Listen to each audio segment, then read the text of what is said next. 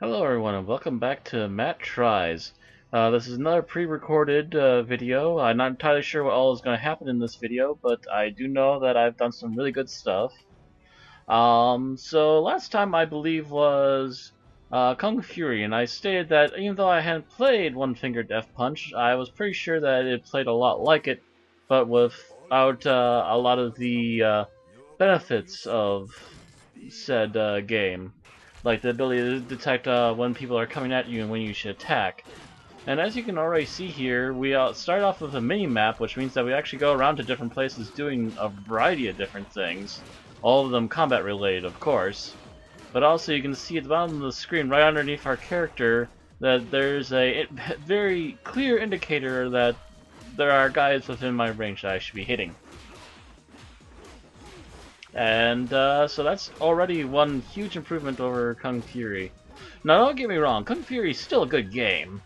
It's very arcadey, is what essentially it is. And I actually picked it up again recently because Kira Kennedy, one of my Patreons and fellow member of League Swordfish, has actually been playing this recently, and I, in arcade fashion, managed to work at it hard enough and long enough to get a better score than him. So here's the challenge back to you, Kira. Try and beat me. One Finger Death Punch is a little less arcadey in that I don't think there's any kind of versus mode or score challenge mode. However, it has a lot of other things, and what you're seeing right now is essentially a speedrun, as they called it. This is a very, very fast-paced mode where you have to use only your hands, or at least start off with only your hands. And as you can see, I keep occasionally missing because it's just so fast. Yep, restarting it. Essentially, I'm one of those crazy people that looks at this thing and goes, "Oh, if I get no misses, I can actually win? Excellent! I'm gonna try for perfect every time." So my progress has been a little bit slow, but it's been by no means inhibited. Or permanently stopped, I should say, rather. I'm still progressing through this game. I'm getting perfects on everything before I completely leave it behind. Also, you notice that there's already a wide variety of enemy types. You got guys with weapons, gray guys that are one hits. We got green guys who are two hits. Blue guys that you have to hit at twice but will dodge behind you after the first hit. And then you'll see the other multicolored guys with crowns over their heads. They're bosses, and you have to do a certain combo after initiating battle with them in order to destroy them. Yeah, see there's a pink one there. So there's already a bigger amount of just individual craziness when it comes to the units, although everything could be considered really samey because it's all stick figures. But the backgrounds are really nice, the flashy animations are really cool, despite the fact that we are looking at stick figures doing these flashy combats. The backgrounds are destructible, and actually there are certain game modes that even require you to destroy certain things, a certain number of things in the background in order to progress. So there's that. And you gotta do it in a certain amount of time and with no misses. So, yeah.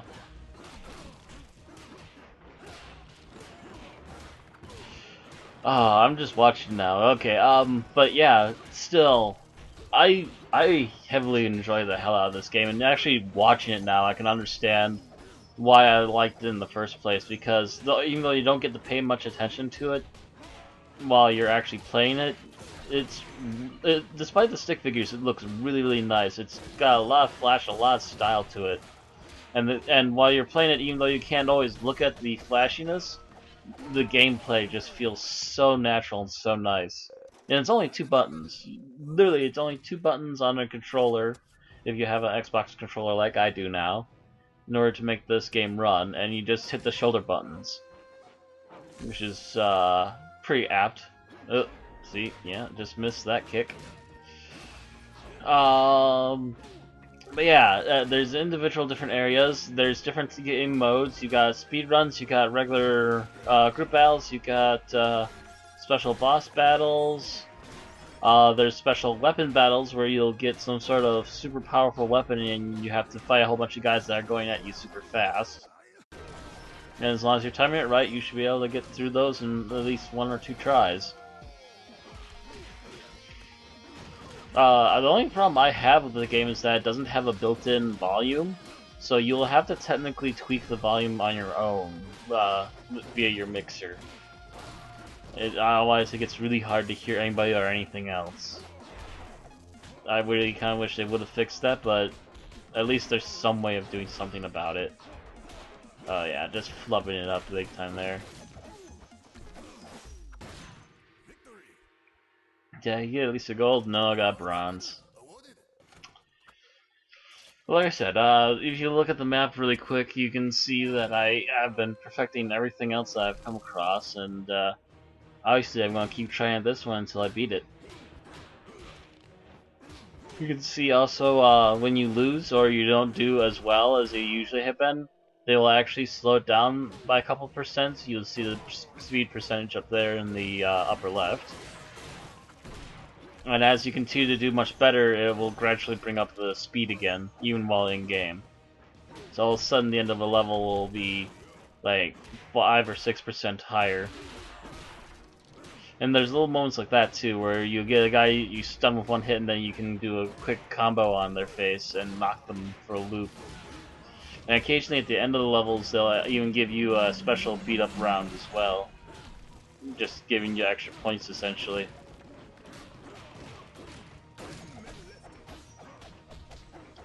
Huzzah! Ooh. Is this one perfect? I can't remember. Oh yeah! Platinum! So yeah, oh, and here, speaking of the specialized weapon ones, here's the Neon Nunchucks. Can't remember if I succeeded this one or not, but you can already see the speed has gone up by at least a couple percent already.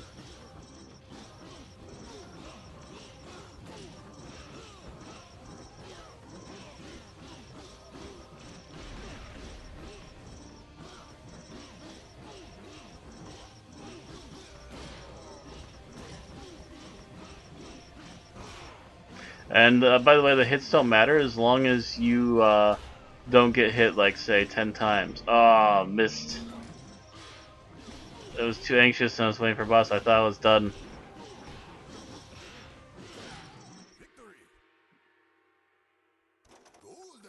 So of course I'm going to have to do that one more time, because not only are those special weapons levels feel really good, but also just missed one. I know the trick this time. I know they're gonna secret a boss on me. Sometimes I just get really too impatient at the end of a level like that, and I just hit a button and it's like, oh, dang it.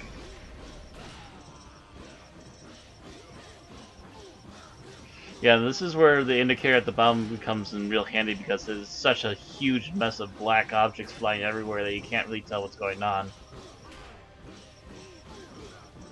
There we are.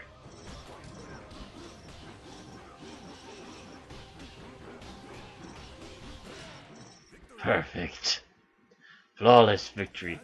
But yeah, so for $2 or $3 difference between this and Kung Fury, if you want a really good single player, non-arcadey version,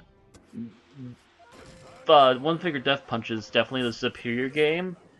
But if you want arcade thing where you indirectly are multiplayering with other friends, you can't go wrong with Kung Fury, rather. It's still a pretty fun game, but One Finger Death Punch, if you want at least a single player experience, is definitely the superior one. And someone just messaged me on Skype. So I think that's about it for this time. Hope you enjoy watching the flashy animations once again. I know a few of you probably have seen this other places, but are looking around to see what other opinions are, and I absolutely love this game. Also, thank you to Lapis, who actually bought this game for me. It was on sale during the summer sale, and she could afford it apparently at the time. It was like about $1, and I had no money at the time. So again, thank you very much, Lapis. Still playing it once in a while. But that's it for this time. I hope you guys enjoyed, and by all means, do enjoy the One Finger Death Punch. See y'all next time.